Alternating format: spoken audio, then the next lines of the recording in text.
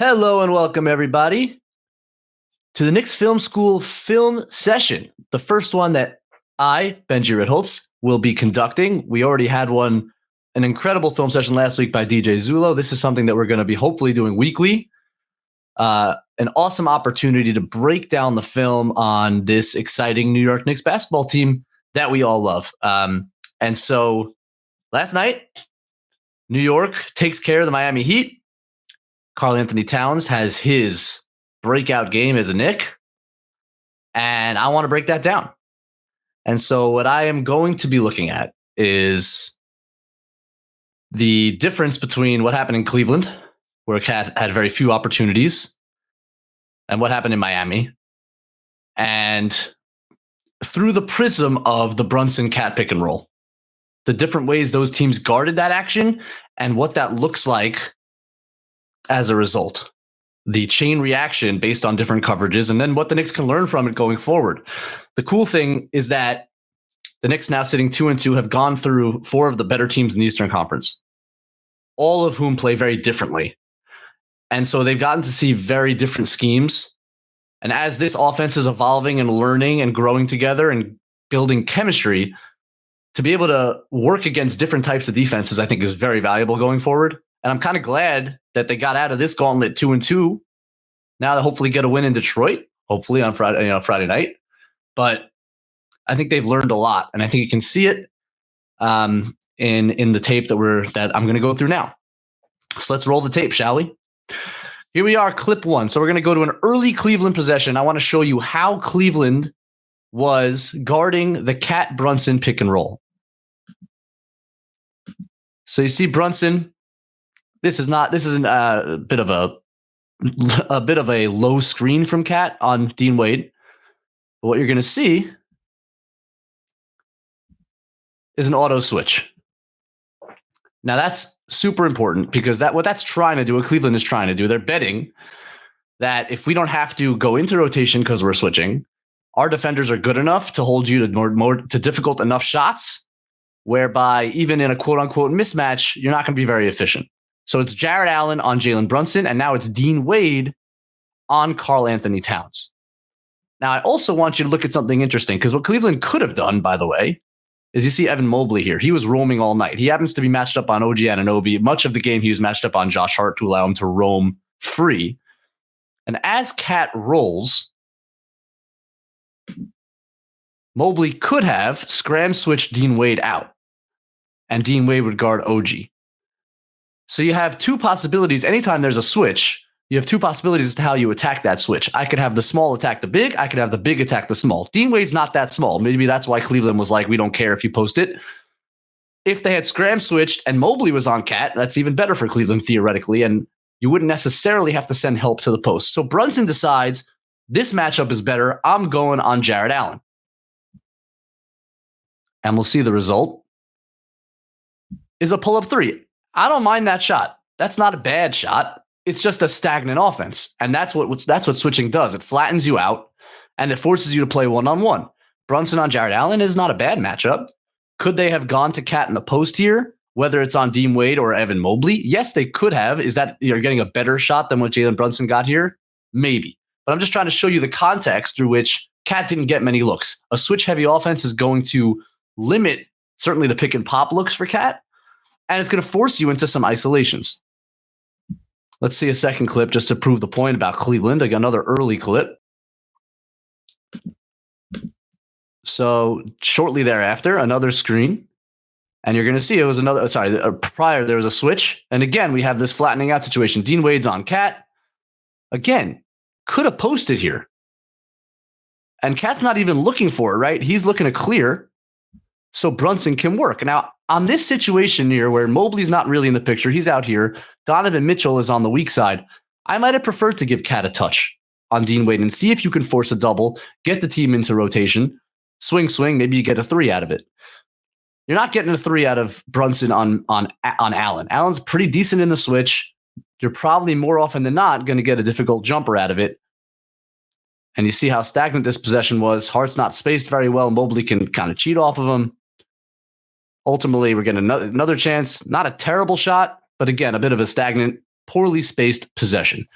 Now, that's just to give you the Cleveland context. Now, let's look at what Miami did. Now, going into this game, if you heard Andrew Claudio on his pregame pod, he interviewed Giancarlo Navas, and who told you in the pregame pod, Miami's not switching this year. Used to be a very switch-heavy team. In more recent years, with the kind of, unfortunately for them, they have more bad defenders on the roster, including Tyler Hero, Terry Rozier, Duncan Robinson. Like, they can't necessarily switch a lot, and they've gotten the main reason that he cited is because they've gotten killed on the boards. When Bam is out on Brunson, let's say, and there's nobody rebounding the basketball on the weak side. And so they've gone away from switching. And when Giancarlo said that, I tweeted it out. I mean, it kind of raised my eyebrows because I just knew, and I tweeted it again, that Karl-Anthony Towns is going to have a night. Because if you're dropping on Cat's pick and pop, you're going to be in rotation. That changes everything for the Knicks. If they're facing a drop defense, and we saw it, they're more comfortable because Cat is such a cheat code in terms of a pick and pop big that you have to account for. It's almost impossible to drop. And we'll see several different ways that Miami tried to guard it, none of which were successful. Cat had 44 points. And that wasn't just Cat, though. It was the threes that they generated and the space that was created through the pick and pop that Miami struggled to cover. So let's take a look early in the game. 4-4. Here's the pick and roll. Cat screening. Bam Adebayo's right here. He's going to be in a drop coverage. You actually have a Josh Hart back screen as well, and it's a pretty cool set. You have a Josh Hart back screen so that Bam can't recover to Cat. So it's actually it's gut Chicago with a pin-in screen is what the play is basically called. Now, Miami, what they were trying to do was they were going to rotate off of the shooter on Cat's side so that Cat can't shoot the three. That's the danger, right? If Bam's in drop, it's going to be really hard for him to recover back to Cat, especially if there's a screen on him. But even if not, that means that Nikola Jovic has to rotate over. What does that open up? Mikal Bridges 3.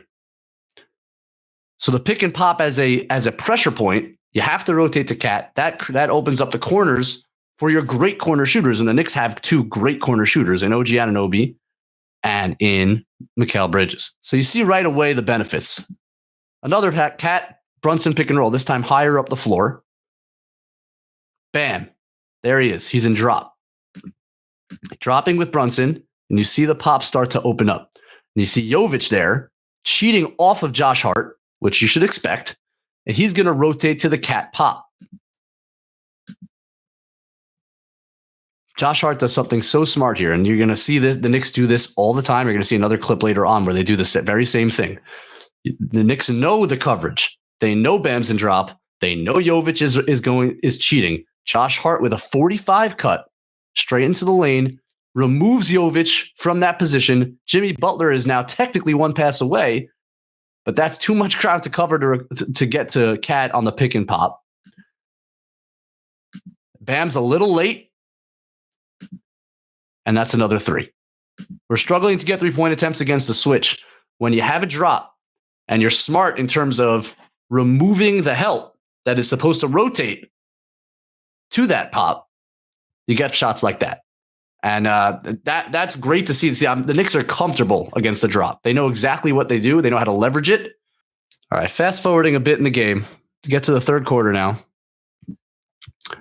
Again, another high screen and roll. And the Knicks, by the way, in Cleveland, they went away from the Cat Brunson pick and roll because they didn't feel like it was getting them much in terms of when you could go to a Brunson Allen isolation, obviously wasn't working. And they had more success using Garland and Mitchell's men as screeners because that allows Brunson to attack smalls, which frankly, I always prefer that Brunson attacks small guards than when he attacks bigs. I think he's better. He's a big trapped in a small body, and Cat is a small trapped in a big's body. That's how I feel. Anyway, so we got the screen and roll up top. Now, this is fascinating to see because Bam now has been burned by the pick and pop. By having this double gap here, there's no natural rotator to the Cat pop, right? In the past, we've seen Jovic on this side of the floor. By emptying out this side, there's actually no natural rotator. Bam knows that. So he knows he's going to be the one that has to get out. And as you roll the clip, he's technically in drop here. Bam Adebayo, one of the best defenders in the NBA, in a drop is not going to concede a wide open driving lane very often. But when you've burned him on the pick and pop and he knows there's no natural rotator one pass away, he's so nervous he never gets in front of Jalen Brunson, which obviously is job number one for him. And you guys tell me how often you saw this type of layup for Jalen Brunson in a half-court set last year. I mean, to me, that is like, when I saw that, I stood up out of my chair and I was like, that is the vision. That's the space that you create because of the defense being so nervous about the pop that they can't even stay in front of Jalen Brunson as a drop big. This was like remarkable to me. This is like a huge thing. This is like a huge development. Bam Adebayo never squares up to Brunson. So it's not just that you're going to get Cat open three-pointers. It's not just that when you rotate to Cat, he's going to hit other three-point shooters in the corners. It's that Jalen Brunson himself is going to be the beneficiary on plays like that. Moving forward, just a tiny bit in the game. So this is another screen and roll. Maybe the clip starts a little bit late here. Apologies for that. But Cat just set a high screen on Rozier. There's Bam again. Here's the rotator. It's Jovic, right? Coming to Cat. As Bam is in drop. Rozier tries to recover. Now here comes the pop and the pass. The beauty of Cat and what he showed in spades last night is that he can put the ball on the floor. And when it's a pop situation, which means Bam is recovering, he's not, right? Bam is trying to close and recover. That gives the offensive player an advantage. If you switch, you're basically playing from a standstill. The defender's standing still, you're standing still. On a pop, when the defender's in drop, he's recovering to you, which then opens up a pump. Bam, you see, step forward. Now the ball's on the floor. We got another 45 cut by OG, by the way, right? To clear that lane. I mean, and the ability here, this is just talent, right? I mean, this is a big driving through basically 2.5 guys. Jovic trying to help late and a finish. So we've seen so many different variations now of what the pick and pop does, how it leverages the defense. You have the corner three because the rotator came over. You have the Cat three. You have a Jalen Brunson layup because the drop big doesn't want to square up because he's nervous about the pop. And then you have Cat pumping and going as the big's recovering, worried about his shot. These are all a result of the pressure that the Karl-Anthony Towns, Jalen Brunson pick and roll puts on you as a defense when you're not switching, right? When you're not switching, when you're in a natural drop. And that's going to be the next step for the Knicks. And this was to show you the contrast. Another time we'll focus in on, well, how do they beat that switching defense? What are the solutions? And this is not unique to the Knicks. The Golden State Warriors in their heyday, if you guys recall, one of the best offenses we've ever seen, struggled with the Houston Rockets, who employed a switch everything defense. It kind of changed the NBA a little bit in terms of people opening people's eyes in terms of what a switching everything defense does to an offense. It flattens you out, forces you to isolate, harder to create advantages, harder to generate good three-pointers. And it's going to be a counter the Knicks are going to face a lot. I'm glad they faced it early, because what you're seeing here is if you try to play drop against this offense, I think you're dead. I don't know how you play a successful drop defense against this Knicks starting lineup, 5 out, whether Deuce is in the game, whether Hart's in the game. Hart does a good job leveraging space elsewhere on the floor, but it's just the sheer power of that pick and pop creates unbelievable offense. So many different options. Cat took full advantage last night. Cat coming over again. We got Josh Hart again, 45. Jovic theoretically 1 pass away, but Brunson uses the screen to his right. Josh Hart, 45 cut. OG's going to lift. Here's Bam. Again, not fully square. Why is he not fully square? Because he's concerned. Now, Jovic is going to be in help because Josh Hart's cut. Now, Cat started to roll, and then when he saw Bam in drop, he's like, you know what, man? I should probably leverage this, especially because if Hero's the one recovering, then Mikal Bridges is going to be open, right? So this is smart recognition by Cat, who needs to mix in rolls here and there because he should, because you want to keep the defense guessing because he's a powerful roller. He can finish pretty well. But recognizing that against the drop, you pop. That's one of the first things I said in the first preseason game the Knicks played. Was there a couple times where there was a heavy drop from like Valanciunas and Cat's rolling just crowding space when if he popped, that's going to put so much pressure on the defense, right? So generally speaking, my philosophy is versus drop, you pop. Cat's going to figure that out here. Good job by Jalen, by the way, recognizing it early. We saw another preseason clip I sent out where Jalen took a while to recognize the open pop. That's a quick turn, pivot, pass. And now look what you have. This is the 2-on-1 you want to create right here. Hero's the one pass away. He has to rotate to Cat, but he doesn't want to give up the three-pointer to Bridges. We saw that in the first clip. We saw Bridges make that shot. Cat does such a good job here. Do you think I'm going to pass to Bridges? See that pump fake? That's key right there. The pass fake makes Hero think he's going that way. Boom. Hero steps away. Bam's too late. Shot in the air. Bang. It's like these are all so related because the defense has all these plays in its mind that have already happened. I saw Karl-Anthony Towns swing the ball to Bridges for a three. So when you use the pass fake, there's a real threat there. I gotta make sure that pass doesn't get it. I don't want to give up a wide open corner three to Mikal Bridges. Jump shot looks just fine, right? I don't want to do that. Maybe Bam can recover by the time I stunt out at the pass, but it's too late for a guy like Towns. And what's so unique about Towns, and it's true of Porzingis as well, although Towns is a higher percentage shooter than Porzingis. Bigs that have a quick release. The pressure is that much greater. Like you think about some of the pick and pop bigs in the league, like even a Chet Holmgren, who's an awesome player, has had a great start to the season. It's only going to get better, but his release is slow. A lot of bigs that shoot threes that have a kind of a slow, methodical release, which allows either the rotator or the big to recover and at least get a good contest. What's so unique about Cat and Porzingis specifically is how quick the release is, so that the recovery, unless you're pre-rotating early or unless you're switching, you're not going to be able to contest the three.